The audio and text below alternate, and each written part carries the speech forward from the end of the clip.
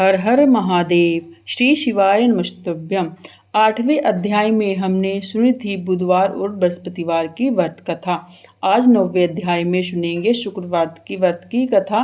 आइए शुरू करते हैं। ईश्वर ने कहा, हे सनंत कुमार, अब शुक्रवार की कथा मैं आपसे कहता हूँ, जिसे प्राणी श्रद्धा से सुनकर संसद विपत्ति से छूट जाता है। पांडव में वंश उत्पन्न एक सुशील नाम का राजा रहता था। उसकी सुकेशी नाम की पत्नी सर्वगुणों से युक्त थी। जब पुत्र नहीं प्राप्त हुआ तो वह महती चिंताग्रस्त हुई। वह स्त्री के स्वभाव के कारण प्रत्येक महीने में कपड़े के टुकड़े को अपने उदर से बांधकर पेट वृद्धि करती थी। इस तरह साहस के कारण सप्रस्तुति के अनुसार सुकेशी गर्भिणी को खोजती रही। प्रारंभ से ही एक पुरोहित की पत्नी को उसने देखा। उस समय वह गर्भिणी थी। कपटी राजा की पत्नी ने प्रसव समय में दाई के कार्य करने वाली अन्य किसी स्त्री को इस काम के लिए नियुक्त किया। उस सुतिका को एकांत में बहुत धन दिया और तथा अपने गर्भ के अनुकरण की सारी बातें कहीं सुनाई। राजा ने इधर अपनी पत्नी को गर्भवती जानकर पुष्पवन तथा सीम अत्यंत बड़े प्रसन्न मन से किया। पुरोहित की पत्नी का प्रसव का समय नजदीक आया। यह सुन उसी तरह रानी ने भी वचन रूपी कार्य किया। पुरोहित की स्त्री गर्भवती थी, प्रसूति के बाद जानती नहीं थी, अतः दाई की वाणी का पालन करती थी। पुरोहित की स्त्री की वचना के कारण लिए दाई ने उसे नेत्र बांध दिए। उत्पन्न हुए पुत्र को किसी के द्वारा राजमहिषी के समीप जाना कोई नहीं जान सका। रानी ने पुत्र ग्रहण कर कहा कि मुझे लड़का हुआ है। सब जगह खबर कर दी। इधर दाई ने पुरोहित पत्नी के नेत्र बंधन खोले। वह अपने साथ मांस की एक पिंडी लाई थी। पुरोहित पत्नी ने उसी को दिखाया तथा विषमी और खेद युक्त वाणी की को भी प्रस्तुत किया। आप ही कहने लगी, यह अनिष्ट हुआ है, पति देव से कहकर इसकी शांति करवाना। पुत्र नहीं हुआ तो न सही, परंतु आप भाग्य से जीती रहो। पुरोहित पत्नी को प्रसव स्पर्श चिंता हुई। क्या इससे कपट किया? यो संदिग्ध अवस्था में थी। ईश्वर ने सनंत कुमार से कहा, राजा ने पुत्र की उत्पत्ति को सुना तो जात कर्म संस्कार आदि करके ब्राह्मणों को गज अश्वरथ दान दिए। जो कैदी जेल खाने में बंद थे उन्हें प्रसन्नता पूर्वक छोड़कर सूतकांत में नामकरण आदि रखा। श्रावण महीने के आ जाने पर पुरोहित पत्नी ने शुक्रवार के दिन भक्ति द्वारा जीवंतिका का अर्चन किया। दीवाल में बहुत लड़कों को सहित जीवंतिका मूर्ति लिखवाकर पुष्पमाला से अर्चन कर 5 दीपक जलाए। गेहूं के पिसान के दीपक बनाकर उनमें दीपक जलाती तथा आप भी गेहूं के पिसान के दीपक को घृत में पकाकर भोजन किया। अक्षत फेंक कर कहा, जहाँ भी मेरा लड़का हो, हे करुणानिधि, हे जीवित, उसे रक्षित रखना। यो प्रार्थना कर तथा श्रवण कर तथा विधि नमस्कार किया।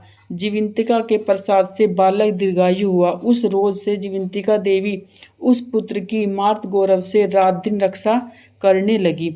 कुछ साल बीतने पर राजा मर गए। पितृभक्ति ने पिता की परलौकिक क्रिया की। फिर मंत्री पुरोहित को प्रिय व्रत को राज्य सिंहासन पर बैठा दिया। उसने राजा की रक्षा तथा कुछ काल तक राज्य किया। राज्य का भार वृद्ध मंत्रियों को दे पितृ ऋण से मुक्त प्राप्त करने के लिए भक्ति द्वारा गया जाने की इच्छा की। उसने राजकीय वेश छोड़कर कार्पटिक वेश बनाकर यात्रा की। रास्ते में किसी गृहस्थ के मकान में निवास किया। उसी रोज उसकी पत्नी को पुत्र हुआ। इसके पूर्व उसके जांच 5 पुत्रों को कमर षष्ठी देवी मार चुकी थी। इस लड़के के हो जाने पर 5वें रोज राजा वहां गया था। राजा ने शयन किया तो जब रात में षष्ठी देवी बालक ग्रहण करने आई, तब षष्ठी देवी इस राजा को लांघकर मत जाओ। यो जीवंतिका के मना करने पर जैसे षष्ठी देवी आई वैसे ही खाली चली गई। उसने 5वें रोज पुत्र को जीवित देखकर राजा से प्रार्थना की, हे राजन, आज के रोज मेरे मकान पर आप ठहरे, क्योंकि हे प्रभु, आपकी दया से मेरा 6वां पुत्र जीवित है। गृहस्थी की ऐसी बात सुनकर प्रियव्रत ने वहां निवास किया। फिर राजा जाकर पिंड देने लगा। वहां विष्णु पद पर पिंड को देते हुए आश्चर्य हुआ। जब पिंड ग्रहण के लिए 2 हाथ निकालकर ऐसे पड़े, ऐसी घटना देख वह भूपति विस्मय तथा संदेह करने लगा। क्या करूं? ब्राह्मण आज्ञा से राजा ने विष्णु पद पर ही पिंड दिया। फिर किसी सत्यवादी ज्ञानी ब्राह्मण से पूछा कि ऐसी बातें क्यों हुई। उसके पूछने पर ब्राह्मण देव ने कहा, राजन, ये दोनों हाथ पिता के हैं। ऐसा क्यों हुआ, इसकी जानकारी के लिए घर में जाकर माता से पूछो। इसकी बातें माता ही कहेगी। राजा चिंतित तथा दुखित हो मन में अनेक तरह के विचार करने लगा। यात्रा पूरी कर जहाँ लड़का राजा के पहुंचने से जीवित था, वहां उस समय षष्ठी देवी पुत्र को ग्रहण करने आई। षष्ठी देवी जीवंतिका से कहने लगी, हे जीवंतिके, आपको इसकी क्या आवश्यकता रहती है कि कौन सा व्रत इसकी माँ करती है, जिस कारण आप रातों रात इसकी रक्षा करती हैं। षष्ठी देवी की ऐसी वाणी सुन जीवंतिका कुछ हंसती हुई कहने लगी, राजा भी रात दिन इस निमित्त की जानकारी के लिए जगा हुआ है, सोने का बहाना किए हुए हैं। उसी समय राजा ने उन दोनों की बातें सुनी। हे षष्ठी देवी, इसकी माँ श्रावण महीने के शुक्रवार के रोज मेरा पूजन तथा व्रत के नियम करती है।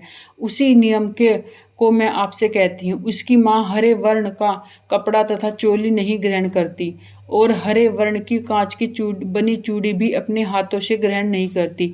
चावल के धोवन के जल को कभी नहीं लांघती। हरे पल्लव के मंडप के नीचे नहीं जाती। हरे वर्ण का हो जाने से करेले का साग नहीं खाती। यही सब मेरी प्रसन्नता के लिए करती है। इसी कारण इसकी मैं निरंतर रक्षा करती हूँ तथा इस लड़के की भी सुरक्षा करती हूँ। यह सब राजा सुनकर सुबह अपने नगर में गया। स्वागतार्थ वहाँ राजा के नगरवासी तथा देववासी प्राणी आए। राजा ने माता से पूछा, हे माता, आप जीवंतिका व्रत करती हैं तो उसकी क्या विधि है? राजा के पूछने पर माँ ने कहा, जीवंतिका व्रत मैं नहीं जानती। राजा ने गया यात्रा के फल पर्याप्त ब्राह्मणों तथा सुवासिनी को भोजन कराने की अभिलाषा प्रकट की। उन सुवासिनी ब्राह्मणियों के यहाँ हरे वस्त्र, हरी चोली, हरे कांच के कंगन आदि परीक्षार्थ भिजवाए। दूत ने वहाँ यह कहा कि आप अब राजा के घर में भोजन के लिए आए। पुरोहित की पत्नी राजदूत से कहने लगी, मैं हरे वर्ण की कोई चीज़ नहीं लेती हूँ। पुरोहित पत्नी की ऐसी वाणी सुनकर राजा ने दूत जाकर कहा, राजा ने पुरोहित की पत्नी के लिए रमणीक लाल वर्ण के कपड़े आदि भेजे। पुरोहित पत्नी उन सब चीज़ों को ग्रहण कर राजा के घर गई। वह पूरब वाले दरवाजे पर चावल का धोवन तथा जल हरे वर्ण का मंडप देखकर अन्य दरवाजे से गई। राजा ने यह देखकर पुरोहित पत्नी को नमस्कार किया और नियम के पालन का कारण पूछा। पुरोहित पत्नी ने शुक्रवार को व्रत धारण कर बतलाया। राजा को देखकर उस समय उसके स्तन से दूध बहने लगा। उन स्तनों की दुग्ध धारा से वह राजा अच्छी प्रकार सिंचित हो गया। गयाजी में 2 हाथ निकलने से तथा रास्ते में गृहस्थी के यहाँ देवी से बातचीत और स्तनों में दूध बहने मात्र से राजा को विश्वास हो गया कि यह मेरी माँ है। राजा ने गृह में रक्षा करने वाली माँ के समीप जाकर बड़े विनय से पूछा, हे माता, भय मत करो, मेरे जन्म समय की ठीक बात कहो। राजा के जन्म समय की बात सुकेशनी ने तथ्य रूप से कही। राजा ने इसे प्रसन्न होकर अपनी जन्म देने वाली माँ बाप को नमस्कार किया, संपत्ति देकर बढ़ाया। इससे दोनों बड़े आनंदित हुए। एक दिन रात में जीवंतिका ने राजा से प्रार्थना की, हे जीवंतिका, मेरे जन्म देने वाले पिता हैं तो गया में क्यों 2 हाथ निकले?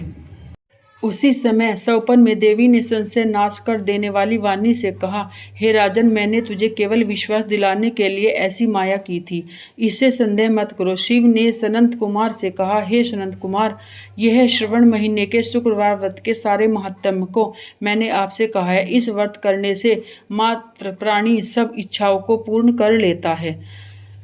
9वां अध्याय संपूर्ण हुआ। आपको कथा अच्छी लगी हो तो प्लीज़ चैनल को लाइक करें, सब्सक्राइब करें, कमेंट में हर हर महादेव अवश्य लिखें।